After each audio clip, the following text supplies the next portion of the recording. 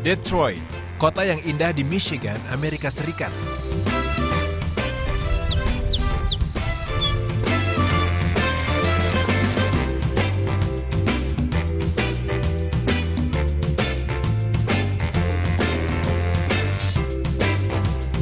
Detroit merupakan rumah bagi industri otomotif dunia. 3 pabrik besar seperti General Motors, Chrysler, dan Ford lahir dan tumbuh besar di kota ini. Tak hanya itu, Detroit juga menjadi kantong terbesar populasi Muslim di Amerika. Umat Islam tumbuh sangat pesat di sini. Pemeluk Islam sekitar 1% dari total populasi. Secara keseluruhan, ada sekitar 3,3 juta warga Muslim di Amerika dan terbesar ada di Detroit. Islam dibawa oleh imigran Lebanon dan negara Muslim Timur Tengah lainnya. Meski citra Islam kerap tercoreng, buktinya jumlah warga yang hijrah ke Islam justru meningkat. Islamofobia dan pemberitaan media yang menyudutkan Islam justru memicu banyak orang untuk mencari tahu dan mempelajari Islam. Umat Muslim sebagai minoritas tidak pernah merasa sebagai warga kelas 2. Mereka tetap melebur dan berbaur dengan baik.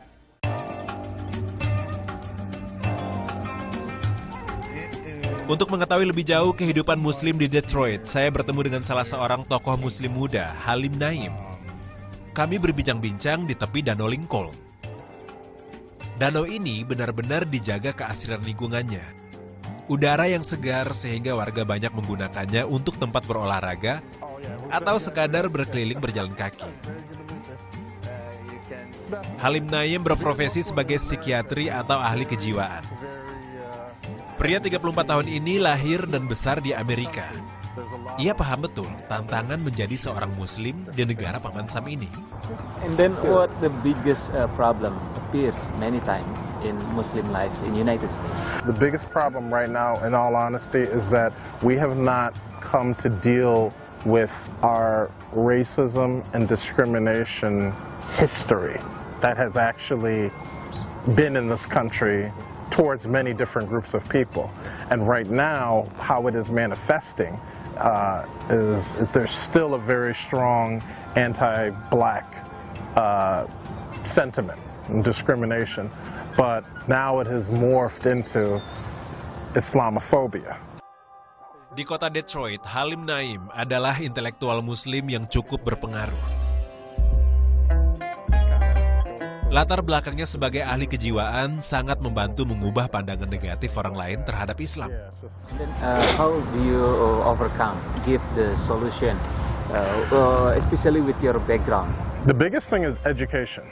The biggest thing is education. A lot of people, fear comes, we know in mental health and psychology, fear comes from something that you don't know. So if we turn the lights off now, there's a level of anxiety that kind of rises up because we don't know what's going to happen. I don't see something. I don't know this person's motive or behavior. So the biggest thing is making sure that there's education, there's conversation, there's real life human contact. Di kota yang sempat dijuluki sebagai kota hantu ini, saya juga berkunjung ke masjid dan Islamic Center. Beragam kegiatan dilakukan di sini sebagai upaya memakmurkan masjid. You know, it's a very active community here. Every day, every morning at Fajr, the Imam teaches a class. Every Monday and Thursdays, we have a iftar for anybody in the community who wants to come out. Every Thursday, there's a sisters class. Every Friday, the Imam has a class, and then on the weekend, there's children's classes and classes for adults. And there's a soup kitchen where the community people from around the neighborhood who are in need of food come and they eat. That's every Saturday. So there's a lot of stuff going on. Masjid juga terbuka bagi siapapun. Baik muslim maupun non-muslim boleh datang ke tempat ini untuk mencari ilmu, bersilaturahmi sesama warga. Orang-orang datang dari berbagai wilayah, tak pandang kelas, asal atau warna kulit. Itulah mengapa Islam berkembang cukup pesat di sini. Oh, yes, I would say it's rising. You know, generally I'd say in a month's time, on Fridays, probably maybe 2 Fridays out of the month, we have people who come to become new Muslim, who take their Shahada there. So we are always constantly getting new Muslims, people becoming Muslim here, and so it's constantly growing. I mean, just because of the things in the media and everything, there's a lot of stereotypes about Muslims. There's a lot of, I'm sure there's a lot of misunderstandings or people getting wrong misinformed ideas about Muslims and what they're about. And, you know, as Muslims and here at the Muslim Center, part of what we do is just try to be the best Muslims we can be. We're not necessarily going out to just try to show people that we're not what you heard of on TV. We're just going to show that we're going to be what we're supposed to be and then show them. Like I said, on Saturdays, every Saturday they open up the masjid, and people from the community who, not from the Muslim community, but from the neighborhood, will come and eat. They'll get an opportunity to see what the Muslims are about. Ya, Allah memang menyerukan untuk selalu berbuat kebaikan. Janganlah kejahatan dibalas dengan kejahatan pula.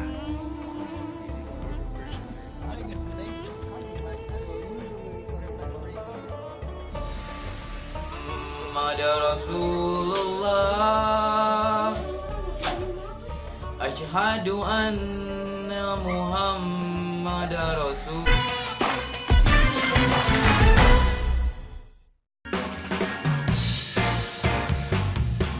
Islam berkembang di Detroit juga melalui jalur pernikahan. Banyak yang melalui pernikahan akhirnya memutuskan berpindah memeluk Islam. Tapi tidak dengan pasangan Siti Zulaikah dan Abdul Khalid. Siti berasal dari Makassar, Sulawesi Selatan. Ia dipertemukan dengan pasangan hidupnya, seorang pria asal Detroit, Amerika Serikat yang sudah lama menjadi mualaf. Sebelumnya, Abdul Malik merupakan pemeluk Kristen. Awal ketertarikannya terhadap Islam justru berawal dari rasa penasarannya terhadap kisah Isa dan Maryam. I have some questions about the deity of Isa and Maryam that they were saying, and I had some doubts about that. And once I explored the religion of Islam, then that answered my questions about what his mission really was. Okay. Yes. Okay. So once I started reading the Quran and studying the Prophet Sallallahu Alaihi Wasallam, that's when I decided to convert. That was about 24 years ago. Beruntung tekadnya memeluk Islam tak menemui kendala berarti. No, it wasn't difficult. My family was supportive. My mother was supportive. Okay. Yes. I was, like I said, I was in the military for 8 years, so I was gone from home. And once I came back home, I said, hey, my mother saw a Quran on my table. And then she said, I had no problem with that. She was like, okay, that's fine. Semakin hari, Abdul Malik semakin bahagia dan bangga menjadi Muslim. Untuk menjaga keyakinannya tetap dalam jiwa, dia menegakkan ibadah sholat 5 waktu dan berpuasa di bulan Ramadan. Kisah cinta Abdul Malik dan Siti Zulaikah terbilang unik. Mereka berkenalan lewat dunia maya sekitar tahun 2011. Abdul Malik langsung mengutarakan keinginannya menikahi Siti yang saat itu telah berusia 40 tahun. Meski belum pernah bertatap muka, Siti yakin Abdul Malik bisa menjadi suami yang bertanggung jawab. Yang bikin ibu merasa saya yakin dengan beliau? Pertama karena jujur. Kemudian ketika saya tanya tentang hubungannya dia dengan ibunya, bagi saya, laki-laki yang hubungan dengan ibunya baik, insya Allah akan perempuan lain selain ibunya dengan baik juga. Jadi itu pegangan saya. Kemudian setelah konsultasi bersama gitu ya dengan kakak saya juga, gimana pandangan mereka tentang dia, mereka percaya sama dia. Insya Allah waktu itu ya proses ada proses akhirnya oke. Mereka pun menikah di kampung halaman Siti di Makassar, Sulawesi Selatan. Usai menikah, Abdul langsung memboyong sang istri ke Amerika. 5 tahun sudah usia pernikahan keduanya. Semua berjalan bahagia meski berbeda latar belakang budaya. Cultural shock itu tetap ada, tetapi tidak mungkin sebagian orang yang belum pernah itu beda gitu kan tingkatannya. Alhamdulillah kami intinya satu, Islam. Jadi culture itu minggir dulu karena kita berpegang pada Islam. Tapi ada Bu, soal culture shock itu ada. Problemnya seperti apa sih Bu? Nggak besar selama ini alhamdulillah. Kita saling saling mengerti bahwa kembali ke tujuan semula kenapa kita menikah. Culture shock sedikit-sedikit kecil-kecil adalah biasa rumah tangga macam dia orangnya terus terang. Kadang-kadang saya nggak bisa terus terang seperti itu gitu. Dia mah pak saya gimana sih gitu, kok kamu begitu gitu. Ya inilah saya, jadi saya juga harus belajar. Inilah suami saya, jadi saya harus belajar tentang dia, tentang culture-nya dia, tentang latar belakangnya dia, karakternya dia gitu. Dia sih take it easy, everything with me is easy, right honey? Adaptasi dengan suami dan lingkungan terus berlangsung, termasuk belajar beradaptasi menjalankan puasa di bulan Ramadan. Di musim panas, berpuasa di Amerika sekitar 18 jam.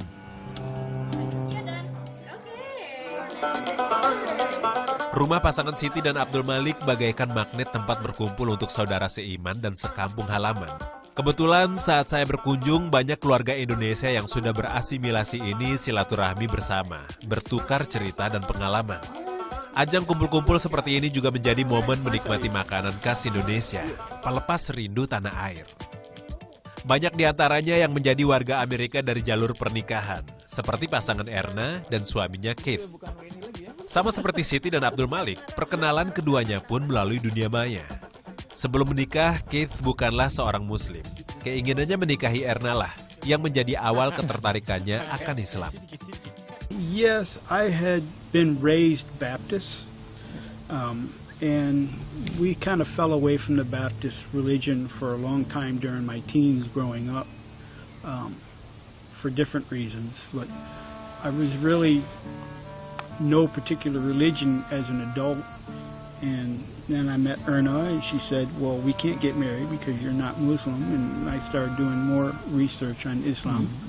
And my cousin at the time was a converted Muslim, and she provided immense amount of knowledge for me of what I need to do, what I can expect, what is my role as a husband. Ya, jika sebuah ikatan pernikahan semata-mata diniatkan ibadah kepada Allah, maka sesungguhnya Allah Subhanahu wa Ta'ala senantiasa akan melimpahkan rahmat dan hidayahnya.